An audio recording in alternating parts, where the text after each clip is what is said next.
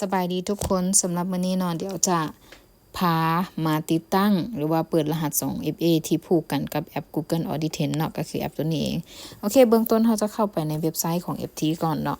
นี่คือหน้าตาของเว็บไซต์หลังจากนั้นเราเข้ามาเรียบร้อยแล้วให้เราไปที่ขีด3ขีดเบื้องซ้ายมือเนาะ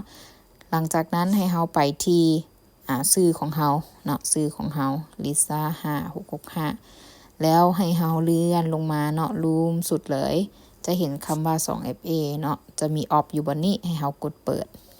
หลังจากกดเปิดจะมีรหัสหรือว่าโค้ด QR code ขึ้นมาแบบนี้ให้ทุกคนบันทึกหรือว่าแคปหน้าจอไว้ในกรณีที่ว่าโทรศัพท์เราเสียโทรศัพท์เราเสียเราหายหรือว่าเราอยากสแกนเอา 2FA นี้ไปไว้เครื่องอื่นเราก็สามารถสแกนตัวนี้ได้เลยเนาะสบายโอเคมาต่อเลยทุกคนสังเกตเห็นคำว่า backup key เนาะอยู่วันนี้ให้ทุกคนไปที่เจีย2ใบเต็งกันนี่เนาะแตะเข้าไปมันจะเป็นการ copy รหัสทั้งหมดนั่นเองเนาะให้เฮาไปที่หลังจากนั้นให้เฮาไปที่แอป Authenticator แล้วก็ให้เฮาไปใส่รหัสเนาะกดใส่รหัสหลังจากนั้นให้เฮาไปเลือกบนคำว่าป้อนคีย์การตั้งค่าเนาะหลังจากนั้นบนนี้เฮาก็ใส่ชื่อลิ้นของเฮาเข้าไปFT ก็ได้เนาะเพื่อจื้อว่าเขาใส่กับ FT เนาะรหัสที่เขา copy มาเมื่อกี้นี้วางใส่บนนี้หลังจากนั้นให้เขา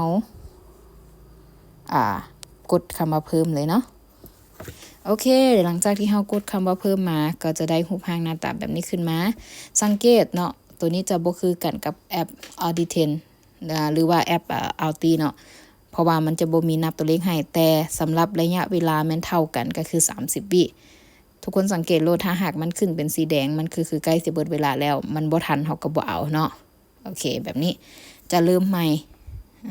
ปึ๊บโอเคแบบนี้เฮาสามารถกดได้เนาะกดอยู่ไสกด copy นี่หรือว่าอันเฮาจะจื้อแบบแมนนวลก็ได้เนาะ copy ได้เห็นบ่คัดลอกแล้วเฮาก็กดไปวางเลยโอเคหลังจากนั้นเฮาก็กลับมาที่ FT Trading บัดนึง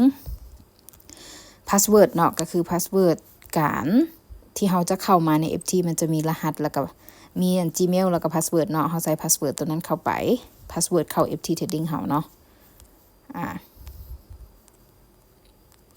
โอเคหลังจากนั้นใส่ password เสร็จแล้วให้เฮาไปกด send code เนาะโค้ดตัวนี้ก็จะส่งไปที่ Gmail เฮาเนาะส่งไปที่แอป Gmail เฮาเด้อทุกคนเด้อจะมาแอป Gmail หลังจากนั้นให้ทุกคน copy ตัวนี้ตัวเข้มๆนี้เนาะโอเคแล้วก็เอามาวางใส่เวลายังเหลือหลายอยู่เนาะกดวางใส่หลังจากนั้นก็ไปเอารหัส 2FA ที่เราตั้งไว้ก็คือตัวนี้เนาะมาวางใส่นั่นเองโอเคกด copy เลยปึ๊บบ่ให้มันเบิดเวลาเนาะแล้วก็กด enable ก็ตอนนี้พวกเราก็เปิดรหัส 2FA เป็นที่เรียบร้อยแล้ว